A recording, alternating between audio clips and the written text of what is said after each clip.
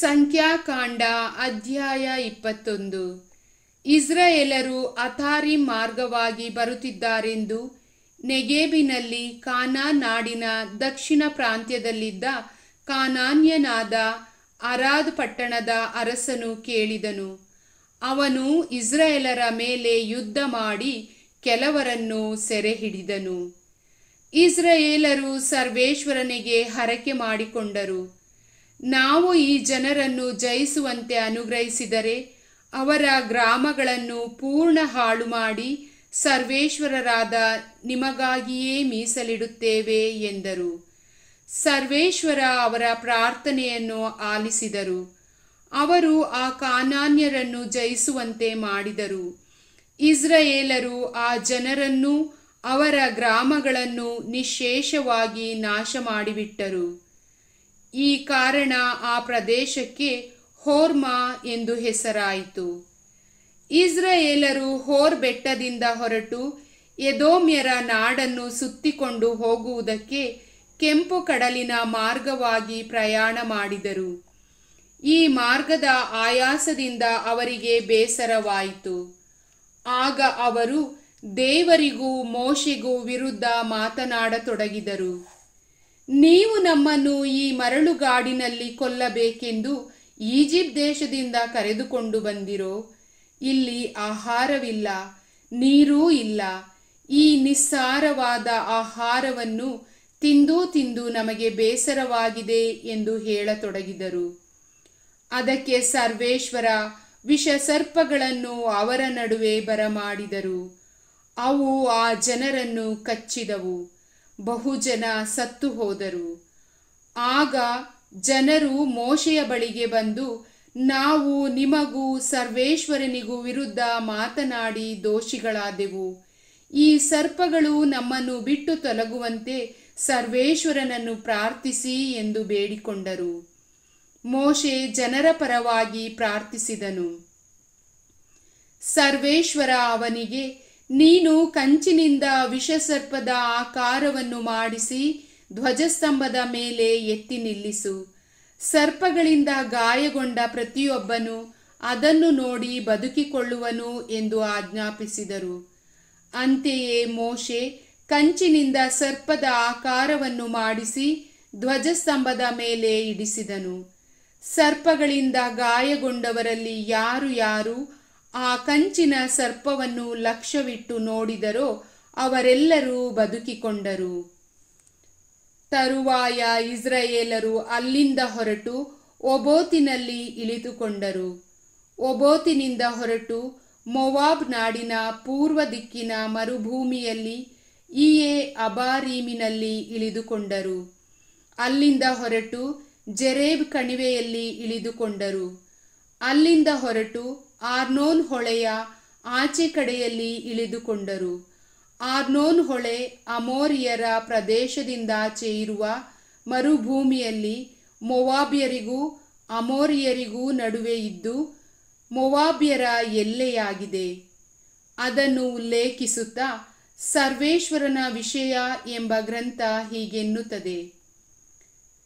ಸೂಪಕ್ಕೆ ಸೇರಿದ ವಾಹೇಬನ್ನು, ಆರ್ನೋನ್ ಹೊಳೆಗೆ ಕೂಡುವ ಹಳ್ಳಗಳನ್ನು, ಆರ್ ಪಟ್ಟಣದ ತನಕ ಮೋವಾಬಿನ ಎಲ್ಲೆಯಾಗಿರುವ ಕೊರಕಲನ್ನು ದಾಟಿದಂತಾಯಿತು. ಅಲ್ಲಿಂದ ಅವರು ಬೇರ್ ಎಂಬ ಸ್ಥಳಕ್ಕೆ ಬಂದರು. ಜನರನ್ನು ಸೇರಿಸು, ಅವರಿಗೆ ಜಲಧಾರೆಯನ್ನು ಕೊಡುವೆನು ಎಂದು ಸರ್ವೇಶ್ವರ ಮೋಶೆಗೆ ಹೇಳಿದ್ದು ಇಲ್ಲಿನ ಬಾವಿಯನ್ನು ಕುರಿತೆ. ಆ ಕಾಲದಲ್ಲಿ ಇಸ್ರಾಯೇಲರು ಹಾಡಿದ ಗೀತೆ ಇದು. ಬಾವಿಯೇ ಎದ್ದು ಬಾ ಉಕ್ಕುತ್ತಾ, ಜನರೇ ಹಾಡಿ ಹಿಗ್ಗುತ್ತಾ. ಹಿರಿಯರು ತೋಡಿದಿರಿ ಬಾವಿಯನ್ನು ಕೋಲು ಕಡ್ಡಿಗಳಿಂದ, ಪ್ರಜಾಧಿಪತಿಗಳು ಅಗೆದರಿದನು ರಾಜದಂಡಗಳಿಂದ. ಅವರು ಮರುಭೂಮಿಯನ್ನು ಬಿಟ್ಟು ಮತ್ತಾನಕ್ಕೂ, ಮತ್ತಾನದಿಂದ ನಹಲಿಹೇಲಿಗೂ, ನಹಲಿಹೇಲಿನಿಂದ ಬಾಮೋತಿಗೂ ಬಂದರು. ಬಾಮೋತಿನಿಂದ ಮೋವಾಬ್ಯರ ಬಯಲು ಪ್ರದೇಶದಲ್ಲಿರುವ ಕಣಿವೆಗೆ, ಅಂದರೆ ಪಿಸ್ಗಾ ಎಂಬ ಮಲೆನಾಡಿನ ಅಂಚಿಗೆ ಬಂದರು. ಕೆಳಗಿರುವ ಯೆಷಿಮೋನ್ ಎಂಬ ಮರಳುಗಾಡು ಆ ಗುಡ್ಡದ ಮೇಲಿಂದ ಕಾಣಿಸುತ್ತದೆ. ಇಸ್ರಾಯೇಲರು ಅಮೋರಿಯರ ಅರಸನಾದ ಸಿಹೋನನ ಬಳಿಗೆ ದೂತರನ್ನು ಕಳುಹಿಸಿದರು. ನಿಮ್ಮ ನಾಡನ್ನು ದಾಟಿ ಹೋಗುವುದಕ್ಕೆ ನಮಗೆ ಅಪ್ಪಣೆಯಾಗಬೇಕು. ನಾವು ಹೊಲಗದ್ದೆಗಳ ಮೇಲಾಗಲಿ ದ್ರಾಕ್ಷಿ ತೋಟಗಳ ಮೂಲಕವಾಗಲಿ ಹಾದು ಹೋಗುವುದಿಲ್ಲ. ನಿಮ್ಮ ನಾಡನ್ನು ದಾಟುವವರೆಗೂ ರಾಜಮಾರ್ಗದಲ್ಲೇ ನಡೆದು ಹೋಗುತ್ತೇವೆ ಎಂದು ಹೇಳಿಸಿದರು. ಆದರೆ ಸಿಹೋನನು ತನ್ನ ನಾಡನ್ನು ದಾಟುವುದಕ್ಕೆ ಇಸ್ರಾಯೇಲರಿಗೆ ಅಪ್ಪಣೆ ಕೊಡಲಿಲ್ಲ. ಬದಲಿಗೆ ಅವರನ್ನು ಎದುರಿಸಲು ತನ್ನ ಜನರೆಲ್ಲರನ್ನು ಕೂಡಿಸಿಕೊಂಡು ಮರುಭೂಮಿಗೆ ಹೊರಟು ಯಹಚಕ್ಕೆ ಬಂದು ಅವರೊಡನೆ ಯುದ್ಧ ಮಾಡಿದನು. ಇಸ್ರಾಯೇಲರು ಅವನ ಜನರನ್ನು ಸೋಲಿಸಿದರು, ಕತ್ತಿಯಿಂದ ಸಂಹರಿಸಿದರು. ಆರ್ನೋನ್ ಹೊಳೆಯಿಂದ ಯಬೂಕ್ ಹೊಳೆಯವರೆಗೂ ಹಾಗೂ ಅಮ್ಮೋನಿಯರ ಎಲ್ಲೆಯವರೆಗೂ ಇದ್ದ ಸಿಹೋನನ ನಾಡನ್ನೆಲ್ಲ ಸ್ವಾಧೀನ ಮಾಡಿಕೊಂಡರು. ಅಮ್ಮೋನಿಯರ ಎಲ್ಲೆ ಒಂದು ದುರ್ಗವಾಗಿತ್ತು. ಇಸ್ರಾಯೇಲರು ಆ ಪಟ್ಟಣಗಳನ್ನೆಲ್ಲ ವಶ ಮಾಡಿಕೊಂಡರು. ಯೆಷ್ಬೋನಿನಲ್ಲೂ ಅದಕ್ಕೆ ಸೇರಿದ ಗ್ರಾಮಗಳಲ್ಲೂ ಅಮೋರಿಯರ ಬೇರೆ ಎಲ್ಲ ಊರುಗಳಲ್ಲೂ ವಾಸಿಸಿದರು. ಹೆಷ್ಬೋನ್ ಪಟ್ಟಣ ಅಮೋರಿಯರ ಅರಸನಾದ ಸಿಹೋನನ ರಾಜಧಾನಿ. ಅವನು ಮೋವಾಬ್ಯರ ಹಿಂದಿನ ಅರಸನ ಮೇಲೆ ಯುದ್ಧ ಮಾಡಿ ಅರ್ನೋನ್ ಹೊಳೆಯವರೆಗೂ ಅವನ ನಾಡನ್ನೆಲ್ಲ ಸ್ವಾಧೀನ ಮಾಡಿಕೊಂಡಿದ್ದನು. ಈ ವಿಷಯವಾಗಿಯೇ ಕವಿಗಳು ಹೀಗೆಂದು ಹಾಡಿದ್ದಾರೆ: ಹೆಷ್ಬೋನಿಗೆ ಬನ್ನಿ, ಕಟ್ಟಿ ಅದನ್ನು ಪುನಃ ಮತ್ತೆ ಸ್ಥಾಪನೆ ಆಗಲಿ ಸಿಹೋನನ ಪಟ್ಟಣ. ಸಿಹೋನನ ಪಟ್ಟಣ ಆ ಹೆಷ್ಬೋನ್, ಅಲ್ಲಿಂದಲೇ ಹೊರಟು ಬಂದಿತು ಅಗ್ನಿಜ್ವಾಲೆ, ದಹಿಸಿ ಬಿಟ್ಟಿತದು ಮೋವಾಬ್ಯರ ರಾಜಧಾನಿಯಾದ ಆರ್ ನಗರವನ್ನು, ಆರ್ನೋನ್ ಹೊಳೆಯ ಬಳಿಯ ಪೂಜಾ ಸ್ಥಳಗಳ ದೇವತೆಗಳನ್ನು. ಮೋವಾಬ್ಯರೇ ನಿಮಗೆ ಧಿಕ್ಕಾರ, ಕೆಮೋಷಿನ ಭಕ್ತರೇ ನಿಮಗೆ ಪರಿವಿನಾಶ. ಮಾಡಿಹನಾಥ ತನ್ನ ಕುವರರನ್ನು ದೇಶಭ್ರಷ್ಟರನ್ನಾಗಿ, ತನ್ನ ಕುವರಿಯರನ್ನು ಸೆರೆಯಾಳುಗಳನ್ನಾಗಿ, ಅಮೋರಿಯರ ಅರಸ ಸಿಹೋನನಿಗೆ ಸೆರೆಯವರನ್ನಾಗಿ. ಅವರನ್ನು ಹೊಡೆವೆವು ನಾವು ಬಿಲ್ಲು ಬಾಣಗಳಿಂದ. ಹೆಷ್ಬೋನಿನಿಂದ ದಿಬೋನಿನವರೆಗೆ ಸರ್ವನಾಶ.